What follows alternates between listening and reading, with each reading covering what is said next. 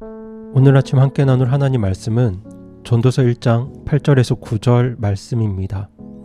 제가 말씀을 읽겠습니다. 모든 것이 수고로 가득하여 사람이 그것을 말할 수 없나니 눈은 보는 것으로 만족하지 아니하고 귀는 듣는 것으로 채워지지 아니하는도다.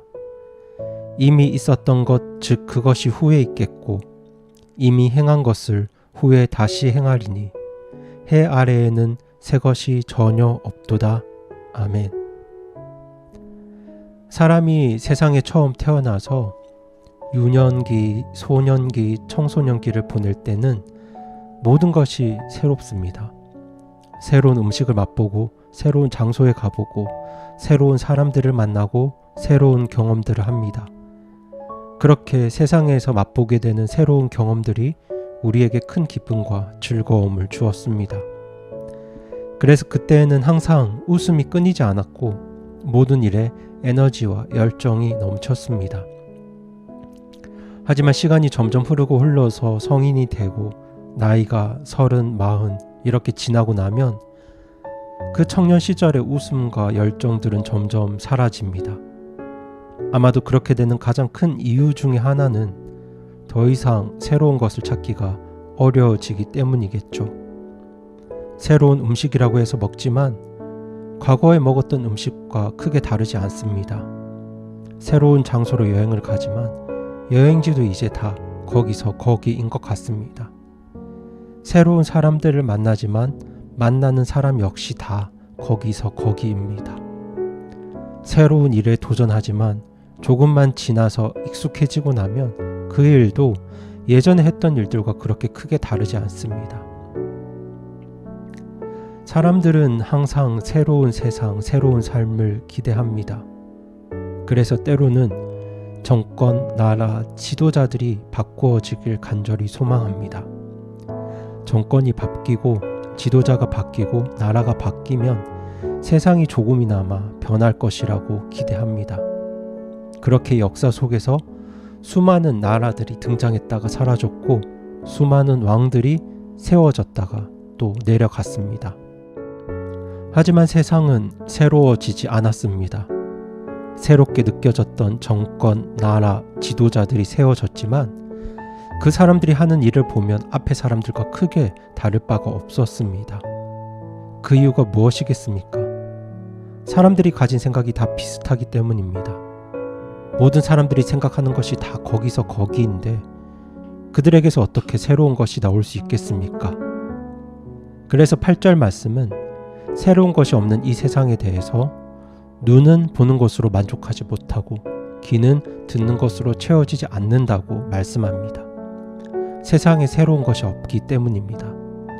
무엇인가 새로운 것이 있다고 해서 관심을 가져보지만 그것도 역시 옛날에 했던 것을 재탕하는 것밖에 되지 않습니다. 모든 것이 재탕이고 삼탕인 그런 세상입니다. 그렇게 해 아래에는 새로운 것이 없지만 해 위에는 새로운 것이 있습니다. 과연 그 새로운 것이 어디에 있을까요? 네, 바로 하늘에 계신 하나님께 있습니다. 우리를 구원하시고 우리 아버지 되시는 하나님께는 항상 새로움이 있습니다. 결국 이 세상을 새롭게 하고 변화시킨 것은 모두 하나님으로부터 온 것들입니다. 하나님께는 진보한 것이 없습니다. 항상 모든 것이 새롭습니다. 왜냐하면 하나님은 이 모든 것을 창조하신 분이기 때문입니다. 창조는 무에서 유를 만들어내는 것입니다. 사람은 창조하지 못합니다. 사람은 있는 것들 가지고 다른 형태로 만드는 게 최선입니다. 그래서 사람에게는 새로운 것을 발견할 수 없습니다. 하지만 우리 하나님은 창조자십니다. 무에서 유를 만들어낼 수 있는 분입니다. 무에서 유를 만들었다는 것은 새로운 것을 만들었다는 뜻이기도 합니다. 그래서 우리 하나님께는 새 것이 있습니다. 때문에 우리는 무엇보다 하나님을 알아야 합니다. 하나님을 알아야 이 짧은 인생을 살아도 새로운 것들을 경험하면서 아름답고 감동적인 삶을 살 수 있기 때문입니다. 우리 하나님 안에는 지금까지 우리가 경험하지 못했던 거룩하고 아름답고 위대한 가치와 의미와 경험들이 아직도 무궁히 존재하기 때문입니다. 오늘 본문에서 해 아래 새 것이 없다고 말씀하는데 과연 여기서 해 아래 있는 것이 무엇을 의미하겠습니까? 물론 모든 세상이 해 아래 있습니다. 하지만 오늘 전도자가 궁극적으로 말하는 해 아래 있는 것은 하나님을 모르는 인생들을 말합니다. 하나님을 모르는 사람들은 자신이 가진 것들로만 살 수밖에 없습니다. 자기가 가지고 있는 지식, 경험, 물질, 능력으로만 삽니다. 그것이 그들의 전부입니다.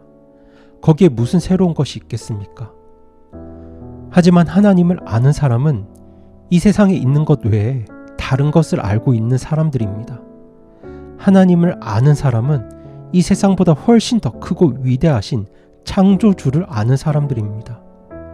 하나님을 아는 사람은 내가 가진 지식과 경험과 물질과 능력을 넘어서서 이 모든 것을 내게 주신 창조주 하나님의 시각으로 우리의 인생과 세상을 볼 수 있는 사람들입니다. 그래서 하나님을 알아가는 사람은 날마다 새로울 수 있습니다. 하나님을 알아가는 사람은 험난한 인생 여정 속에서도 하나님 속에서 늘 새로움을 발견하며 기쁨과 감사와 소망을 가지고 살 수 있습니다. 그래서 예레미야 대언자는 예레미야애가 3장 22절 23절 말씀에서 이렇게 고백합니다. 주의 긍휼로 말미암아 우리가 소멸되지 아니하였으니 그분의 불쌍히 여기심은 끝이 없도다. 그것들이 아침마다 새로우니 주의 신실하심은 크시나이다. 아멘. 대언자 예레미야는 하나님의 긍휼이 아침마다 새롭다고 고백합니다. 어제는 하나님께서 나를 이만큼 사랑하신 줄 알았는데 오늘 보니 하나님이 나를 더 사랑하신다는 걸 깨닫게 됩니다. 오늘 느낀 하나님의 사랑이 전부인 줄 알았는데 하루가 지나고 보니 나를 향한 그분의 긍휼과 사랑이 더욱 크다는 것을 깨닫습니다. 그것이 바로 예레미야의 고백입니다. 그렇게 예레미야는 하나님 안에서 그분의 새로움을 매일매일 발견합니다.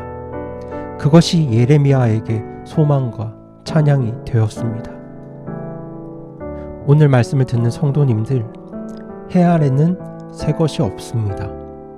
하지만 우리의 아버지 되신 하나님께는 새 것이 있습니다.